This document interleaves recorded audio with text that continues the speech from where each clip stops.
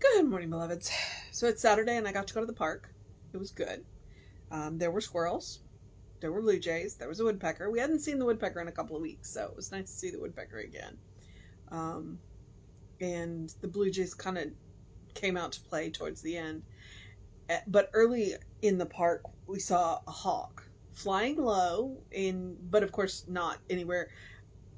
It we didn't see the hawk coming, and then it flew through, and then it landed on a tree, and I was going to try and take a picture because I knew where it was and Tom didn't, and then it flew off and into the trees, and so no hawk pictures.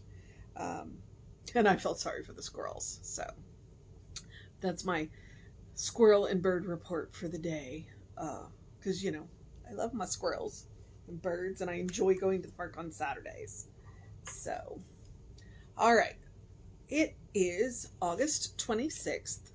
Our title is No Regret, and our author is Lucile Frederick. This was published in Daily Studies in Science of Mind 2010. And she starts out with a Bible quote. So, no regrets.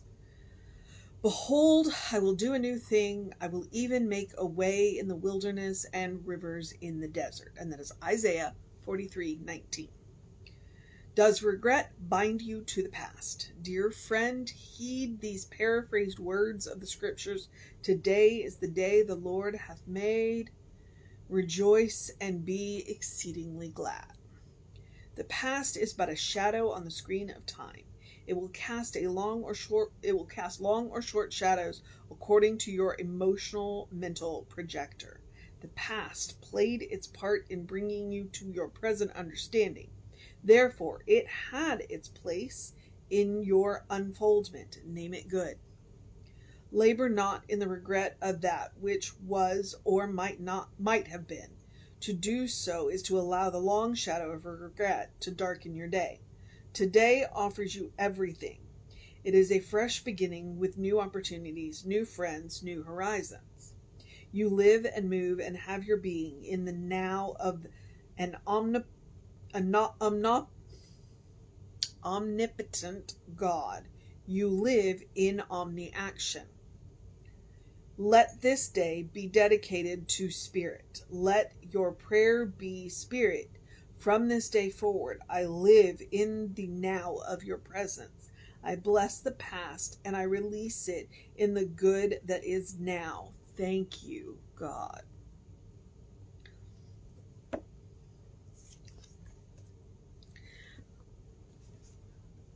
So no regret, right?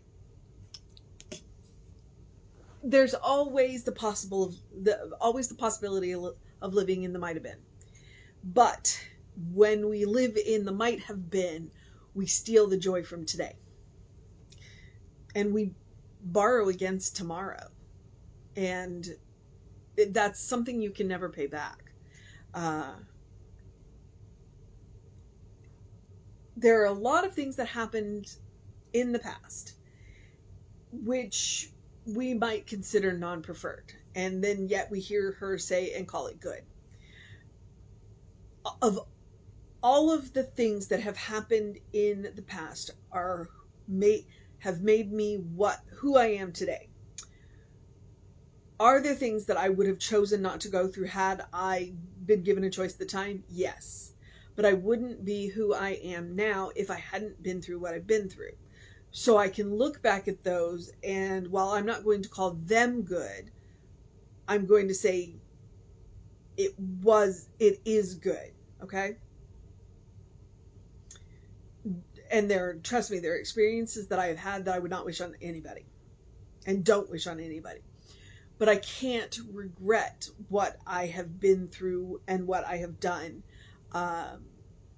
Now, if I've made mistakes, and trust me, I've made a few, where I need to make amends, but that's not a regret. That is going to a person and saying, you know what, I screwed up. I'm sorry. And then changing my behavior. Okay? The best apology is changed behavior. So, again, not a regret. And sometimes the only apology that we can make is to change our behavior. We can't make amends, and we can't regret that either. We just have to move forward. And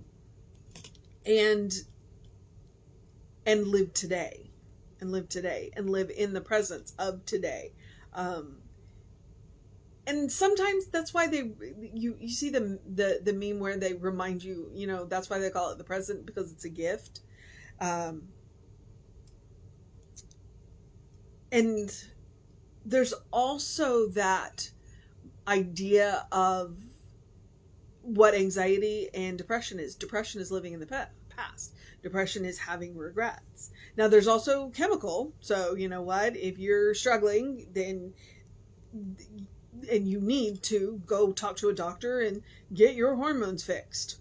That's what antidepressants do. They literally they help to balance out your hormones. You've got several, including serotonin, norepinephrine, and dopamine, which you may need a little support. So, if what you're looking at, you're calling it regret, and it's actually, chemically, hormonally related depression, then please don't regret that. Go take care of it. But I think it was Sun Tzu that said, or no, Lao Tzu, maybe it was Lao Tzu, that said that anxiety is living in the future and depression is living in the past. And that's what Lucile is talking about. It's like, look, you know what has happened, and there's nothing we can do about it. All we can do is move forward and incorporate the lessons. Don't regret them. When you have been through the school of hard knocks, and at some point all of us go through the school of hard knocks, there's nobody who hasn't had a moment where they've gone, you know what, this is a non-preferred experience and I don't want to do this again. And then we make changes. So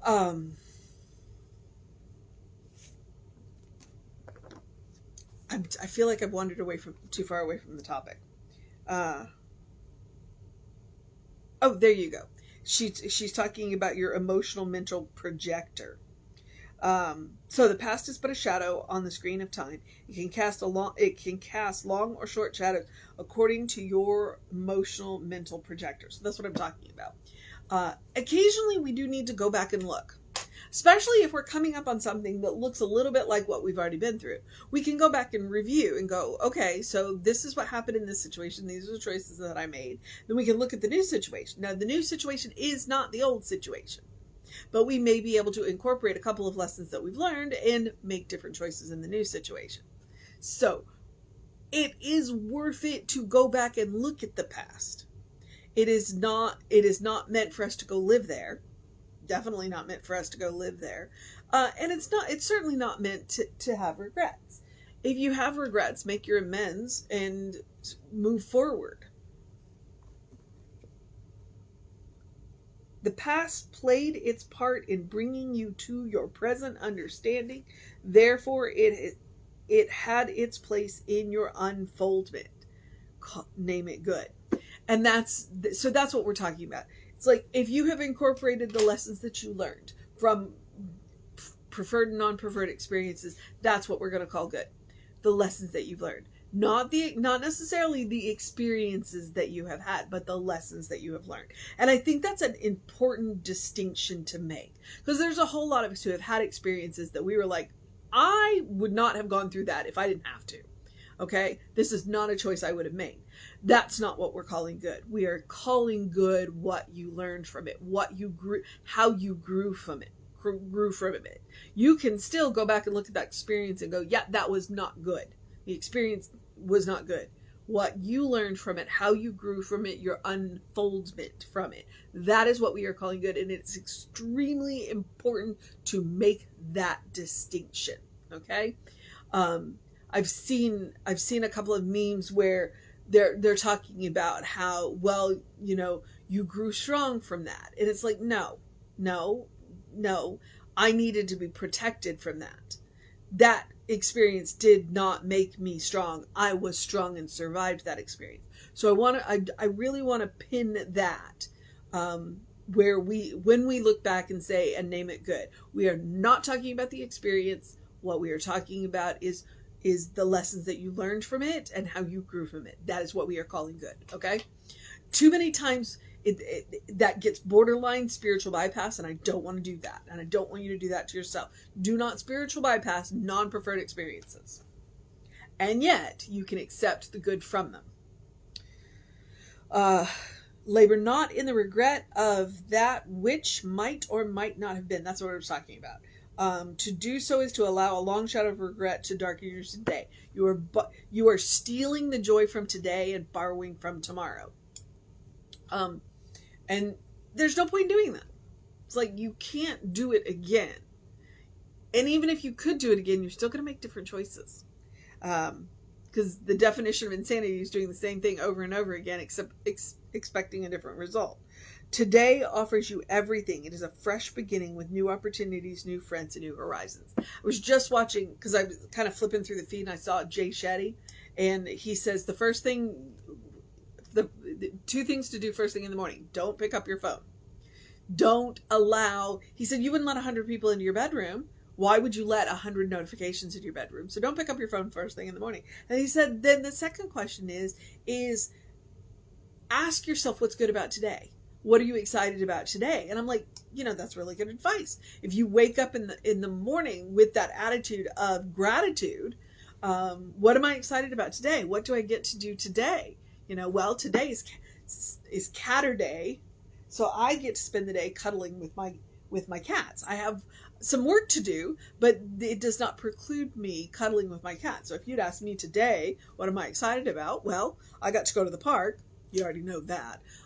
And I get to spend the day cuddling with my cats, even while I'm doing other stuff. Right? Right? Yes. Foster's in here with me. He won't make a cameo, but okay. So you live and move and have your being in the now of an omnipotent God. You live in omni-action. And several of the readings have been pointing to that lately, where it's a reminder we live and move and have our being in the presence, in spirit, in God. There's nothing but God. I like the idea of omni-action. It's like you can make choices now. You can have a fresh beginning now. You can make a different choice now. So, let this day be dedicated to spirit. Let your prayer be, Spirit, from this day forward, I live in the now of your presence. That was a mission a couple of days ago, to live in the presence. So, if we choose, the mission today, should we choose to accept it, is to let this day be dedicated to spirit. Okay? What does that mean? Absolutely nothing and absolutely everything. It's a reminder to recognize that it's all God. Okay? It's all God. When we recognize that, we make different choices, or we make choices differently, which is different. Sometimes we make different choices and sometimes we make choices differently. If we live in the expectation that it is all the presence, it is all God, how is that going to change the way we move through the world? And that's a decision you get to make for yourself. So, the title is No Regret. The past is what it is. Take the lessons that you've learned and live today. I know what the mission was. Dedicate your day to the Spirit. But live today. Live today. That's the mission every day, to live. Anything else we do beyond that? As they have said before, our life is the gift from God. What we do with our lives is our gift back to God. So, all right. The other mission, same mission I give you every day, it is the spiritual practice of self-care. When I went through ministerial school, self-care was extremely important. I hope it is still extremely important. If you are going to live a life of service, which most of us do, in one way or another, it is important that we take care of ourselves. We cannot pour from an empty cup. I mean, yeah, I get it. We don't want to overfill our cup, but we can't pour from an empty cup. So we need to take care of ourselves. That's why I like the airline oxygen mask. When the oxygen mask drops, you put your oxygen mask on first. Then you help your neighbor. Because you can't help your neighbor if you aren't there. So, take care of yourself. Take care of yourself first. You know, there are going to be times that you are going to put others first. But the only way you can do that is if you have been taking care of yourself, you know? So if you have that habit of self-care where you are taking care of yourself in those moments where you need to put other people first, you can do it. And notice I said moments. There are going to be moments in your life where you are going to put other people first, but they are only moments. Most of the time, you need to take care of yourself first. Okay? And that's what allows you to take care of others, especially in those times when you need to put others' needs first. That is a lesson that every mother needs to learn. She needs to take care of herself first, and make sure that she is well cared for. And then when those times come that she needs to put her children and her family first, she can do it because she has been taking care of herself. And I give you easy suggestions. Take a deep breath before you speak. Take a nap. Take a walk. Take a break. Okay? Those are easy, basic self-care. You can get way more involved in that, and that is what you get to make the decision of. I just am going to toss down breadcrumbs that you get to follow the trail. So, I also remind you a little more complicated self-care is the divine no. Say no to something that is just really draining for you. If you are resenting doing something, then it behooves you to say no. To say, you know what? I'm not going to do as good of a job as I could. Let me maybe suggest somebody else. Or just say no, because you have the right to say no with no explanations. But there's also the divine yes. Say yes to something that pushes you a little out of your comfort zone. That when we do that, that's when we grow. Because trust me, what you really want is just on the other side of your comfort zone. So, say yes to things that push you a little out of your comfort zone, or a lot out of your comfort zone. Just if you're gonna push a lot out of your comfort zone, make sure you have a good support network around you. So, and then as I like to remind you, eat dessert first. Eat dessert first. One, I do believe chocolate, at least, is the first step to fixing everything. And two, your life is a special occasion. Treat it as such. Write in the good notebooks, burn the nice candles, wear the fancy clothes or the comfortable clothes, or, use all of the fancy dinnerware, the stemware, the glassware, the silverware, the china. Don't save it for that one time. Use it a little more often than that. Your life is a special occasion.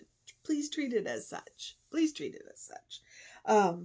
And then, I want to give you my reminder about joy. Joy is a quality of God. Therefore, joy is a quality of you. No matter what is going on in the world, you deserve joy. Please make room for joy. Please make room for joy. And trust me, chocolate helps. Unless you don't like chocolate, then find something else that brings you joy. Eating chocolate always brings me joy. So that is one of the ways I make room for joy. But then so does spending time with people that I care about, and my cats, and doing things like going downtown in a monsoon to get a book signed by an author. I love collecting books. And this one's a beautiful one. So, so that's what I'm talking about. Make room for joy. Make room for joy. All right. The rest of the suggestions are the same basic suggestions. Do something to engage your mind and your body, whatever that looks like for you. Please drink plenty of water. We may have had one day where we didn't get the triple digits, but we are back in the triple digits. And I think we have another heat advisory today. Please hydrate. Your brain works better when it's hydrated. Your body works better when it's hydrated. Your skin looks better when it's hydrated. Hydrate. Okay? Basic self-care here. And then that early in your day bright light. It was good to be in the park. We got there early enough. And of course the sun's coming up a little later, so I could walk without having to wear my sunglasses. But there were a couple of places where I got to wear my sunglasses, and that's where I got that early in my day, because I was out of the park before 9. 7 to 10 or 7 to 9 is that sweet spot where the sun's at the right angle to help you make vitamin D and all of that stuff. So, please, early in your day, bright light. And if you get up before the sun, artificial light will help too. And if you need more support than the artificial light is giving you, Google seasonal effect disorder lamps. Okay. I mention it because seasonal affect disorder is one of those mental illnesses that I have had, and that early in the day bright light helps, the sunlight helps. But if you live further north than I do, because I live pretty far south, and you need that extra support, or you get up before the sun, there's science behind the lamp. So I want you to take every advantage. You'll have more energy during the day. You'll sleep better at night. It really does support your natural circadian rhythm. So it's a real thing. Okay. All right. And then I'm going to finish off my self-care with my Ernest Holmes quote, "Open the windows of your soul. Allow the breath of heaven to remind you you do live in heaven right here, right now. It's all around us all the time." That is what Lucile was talking about. We live in the presence. We live in the omnipotent presence. We live in the omni-action. Okay? Heaven is a mindset. It is a state of mind, a state of consciousness. Once we recognize that, once we learn how to create that for ourselves, then we become an island of calm. We become an island of peace. And that is how we create a world that works for everybody. We do the work on ourselves. I just saw one where it said the work we do on ourselves is our gift to others. That is what we are doing. That is what Ernest is reminding us. Heaven is a mindset.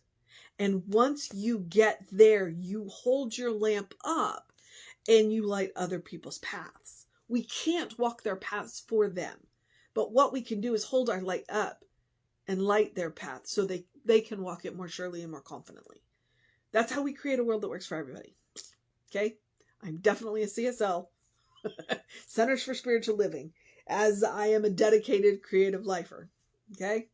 So, all right. And you can always, always, always take Emma's advice. Emma Curtis Hopkins says, look for the good and praise it. When you look for the good, you'll find it. When you look for the good, you find more. And the very act of looking for the good creates more. So, you want to change your mind? Do that. That's what Jay Shetty was talking about. What are you excited about today? Look for the good and praise it. You want to create a heavenly mindset? Look for the good and praise it. All right, that and volunteer service. Do something good for somebody else. That'll create a heavenly mindset too. That can turn a grumpy mood around. Okay. All right. So, I guess I'm at the social media part where I remind you we are Creative Life Spiritual Center, Creative Life Spark on the social medias that we are on. I am the Running Rev Ryan on the social medias that I am on. I encourage you to check them out. The YouTube channels, there's thousands of hours of content between the two channels. And it's all uplifting and bright, and you'll find if you don't find what you need, you'll at least find the start. You'll find the first step. So feel free to check that out. Okay, because that's one of my goals today, is to work on my YouTube channel. I try and get it updated every week, so by Saturday it should be caught up, so that I hopefully won't get behind again. Although Renaissance Festival season is coming, so hopefully I won't get too far behind. Okay. Just not 6 months like I've been before. Okay. I need to wrap this up. So I'm at the part where info@creativelife.org. You want to know what's going on with the center? It's a constant contact. Check it out. The hot links are hot. Okay. I'm at the part where I get to encourage you to have a great day, a wondrous day, a fantastic day, a magical day, an enchanted day, a wonder-filled day, an awesome day, an amazing day, a Omni-Action Day, a No Regrets Day, a Enfolding the Lessons from the Past Day, a Looking Forward Day, a Living in the Present Day, a Conscious Day, a compassionate day, a loving day, a kind day, a good day. And if that is too much pressure, my friends, simply have a day. You are enough, just as you are. You are a beloved child of God, a brilliant light, a divine spark. You are spirit in motion, God in action. Or as Reverend Jesse likes to call us, you are a godling. Know the truth of your being. Explore the truth of your being. Peel back the layers of who you have been told you are and get to know who God knows you to be. All right? Because I can promise you, the person that God knows you to be is really cool. All right? So, try it. You might like it. Okay. Reverend David should be on around 5 p.m. with you. I will be back with you around 9 a.m. Take care of yourself. Know that you are loved, and I will see you next time.